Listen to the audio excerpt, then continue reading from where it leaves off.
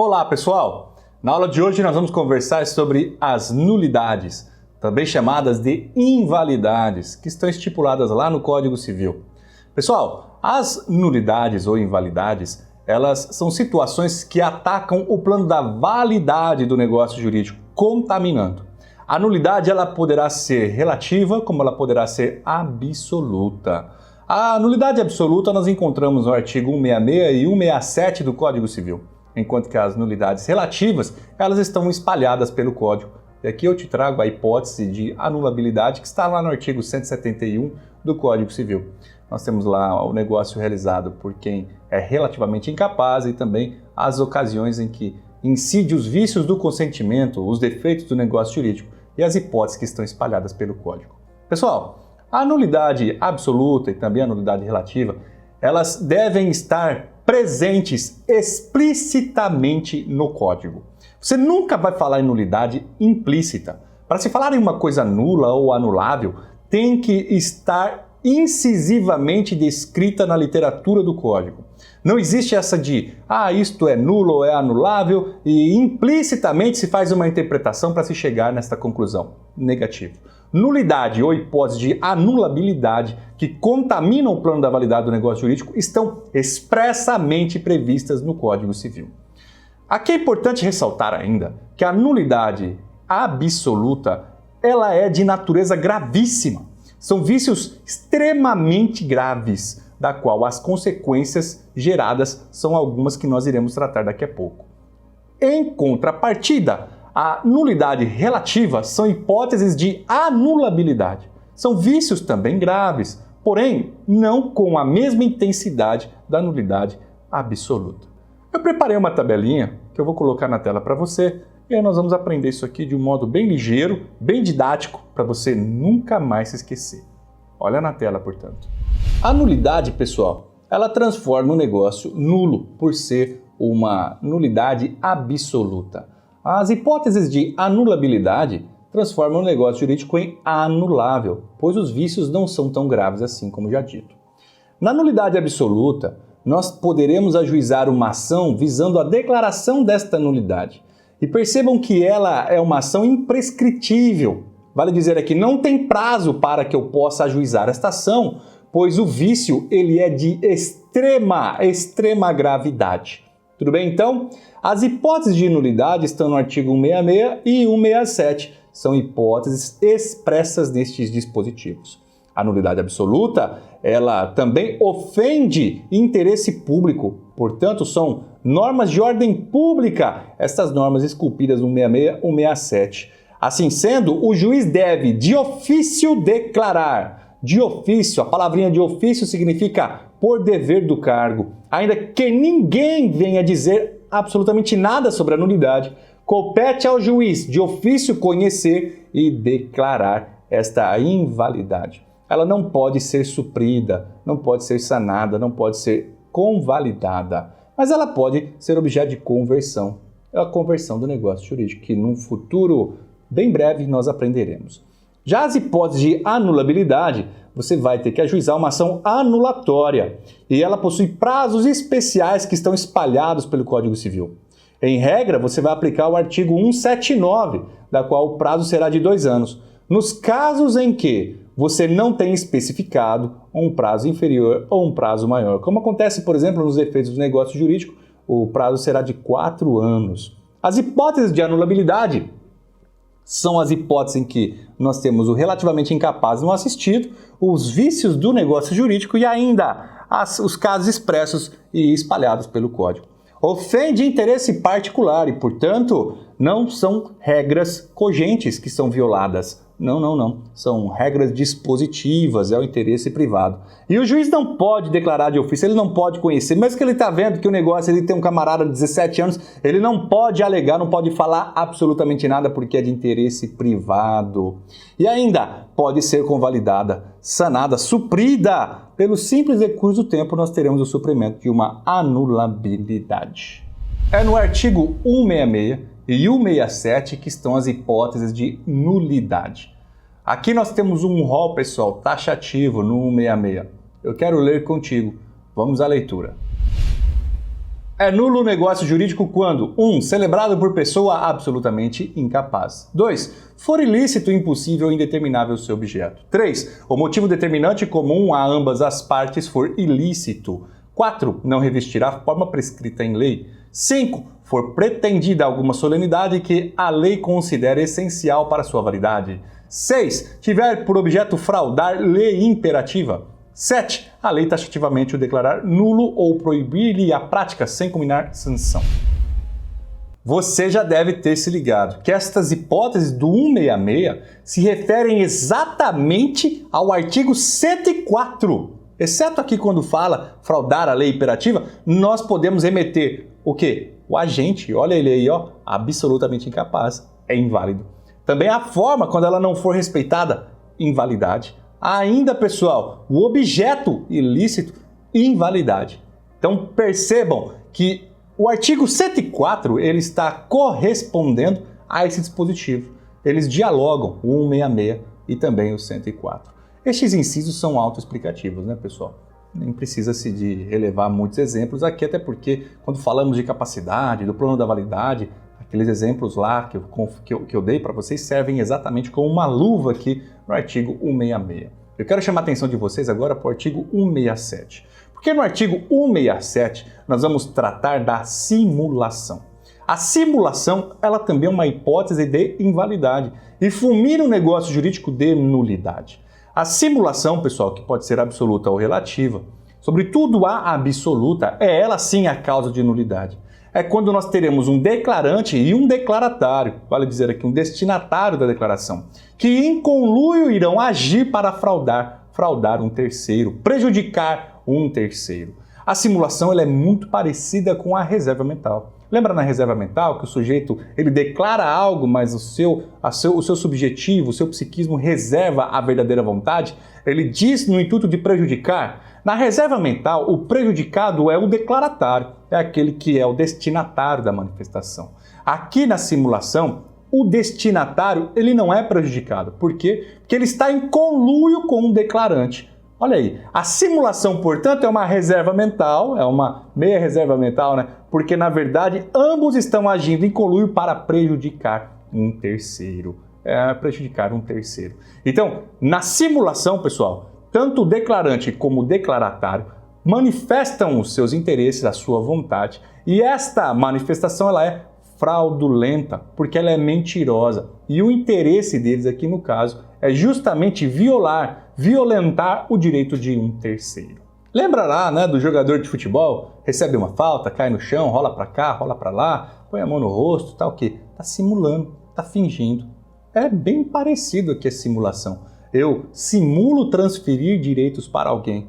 Este alguém, ele simula ser o dono no intuito de prejudicar terceiros. É aquele exemplo do sujeito, né? Nós sabemos que o código ele veda a doação de um bem de um cônjuge para o seu amante. Não pode, né? Não pode. O código ele veda esta doação. Mas o sujeito querendo doar para para a sua amante um bem, como ele faz? Ele então celebra um negócio com a mãe da amante, né? Com a sua pseudo-sogra. Ele então transfere este direito para ela. Ela recebe, mas é tudo fraudulento, não tem aqui nenhuma compra e venda, não tem absolutamente nenhuma recepção de dinheiro, justamente para que, ao fim, este terceiro possa receber esse direito, né? A sua amante possa exercitar. Mas qual é o prejudicado aqui? O prejudicado é o cônjuge, o outro cônjuge, ele é o prejudicado. Simula-se, portanto, estrutura-se um negócio completamente fraudulento,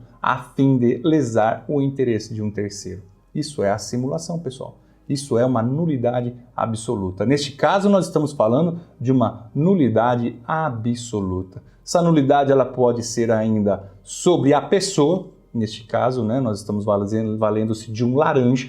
Nós colocamos um laranja na rodada, um teste de ferro, um terceiro. Simulação, portanto, subjetiva. Também ela pode ser a simulação objetiva, que é quando as declarações falsas são colocadas sobre o objeto. Por isso, então, simulação objetiva, eu coloco datas posteriores ou anteriores, eu dou digamos, uma simulada, né, uma falsificada no objeto que eu estou manifestando aquela vontade.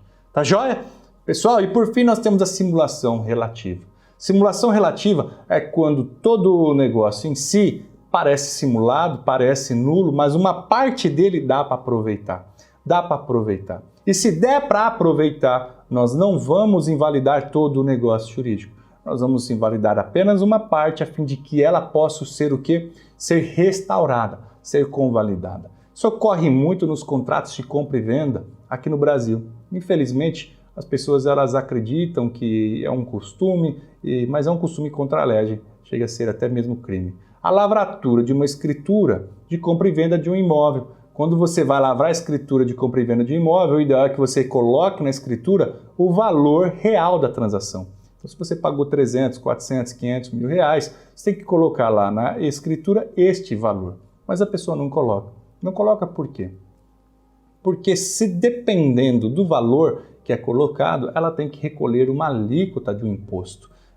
O ITBI vai incidir, por exemplo, e o ITBI, que é o Imposto de Transmissão de Bens Imóveis, ele tem uma alíquota que vai corresponder, dependendo da localidade, 2% a 3%. E aí ele vai recolher sobre o valor declarado na escritura. Por isso que muitas das vezes a pessoa coloca na escritura, embora tenha pago 500, 600, 400 mil reais, 700 mil reais, coloca lá o valor venal, que é aquele que serve de base de cálculo para a incidência do IPTU, que tem lá na prefeitura.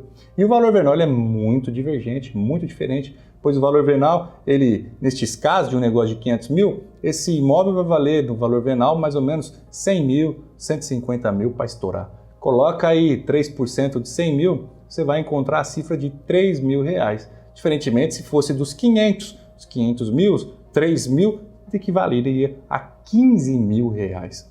Ainda tem outro detalhe, né? Que quando você vende, o vendedor ele é obrigado a declarar um imposto de renda e ele é obrigado a recolher imposto de renda sobre o benefício que ele teve com a venda.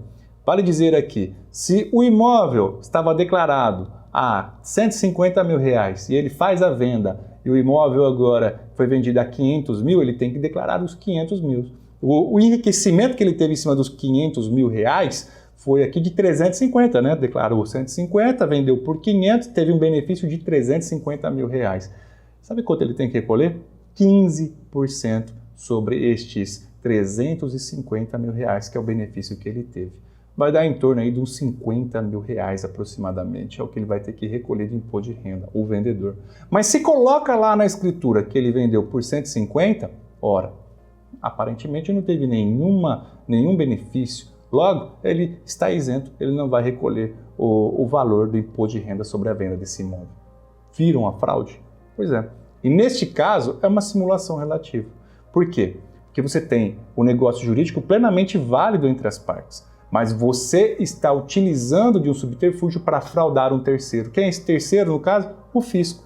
E o fisco vai lá pedir a invalidação do negócio? Até porque o fisco ele não tem interesse no desfazimento do negócio. Ele quer que o negócio se mantenha, mas se mantenha à luz da verdade. Portanto, ele pode muito bem ir a juízo e pedir para que esta manifestação de 150 seja apurada e então seja colocado o valor de 500 mil, a fim que ele possa arrecadar os 15% sobre o benefício tido pelo vendedor. Então agora nós vamos fazer a leitura do artigo 167 e eu vou te ensinar a ler esse dispositivo. Olha ali na tela. Artigo 167, olha o caput. É nulo o negócio jurídico simulado, vírgula. Na verdade, ele tinha que ter um ponto final. Por quê? Essa primeira parte é a nulidade absoluta. Essa primeira parte é a simulação absoluta. Se simulou, acabou. É nulo, é inválido. Segunda parte. Mas subsistirá o que se dissimulou, se válido for na substância e na forma. Dissimulou, é simulação relativa. Não vai invalidar, pessoal. Vai suprir se possível for. Vamos ler os parágrafos. Parágrafo 1º. Haverá simulação nos negócios jurídicos quando 1. Aparentarem conferir ou transmitir direitos a pessoas diversas daquelas às quais realmente se conferem ou transmitem. 2. Contiverem declaração, confissão, condição ou cláusula não verdadeira.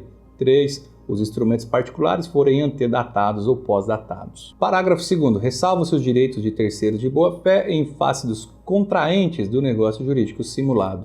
Aqui, né, pessoal, é a regra geral do Código Civil, o terceiro de boa-fé sempre terá o seu direito resguardado. Pessoal, então é isso, você já conhece a nulidade absoluta, a nulidade relativa, conversamos sobre a simulação também. Eu vou só agora fazer a leitura dos dispositivos relativos a estes assuntos que nós conversamos, a fim de dar volume na aula e você poder conferir no teu Vadimeco, acompanhando a leitura e memorizar cada um destes dispositivos. Olho na tela. Artigo 168. As nulidades dos artigos antecedentes podem ser alegadas por qualquer interessado ou pelo Ministério Público quando lhe couber intervir. Olha aí, pessoal, 168 está referenciando a 166 e 167, nulidade absoluta. Parágrafo único. As nulidades devem ser pronunciadas pelo juiz quando conhecer do negócio jurídico ou dos seus efeitos e as encontrar provadas, não lhe sendo permitido supri-las, ainda que a requerimento das partes. 169.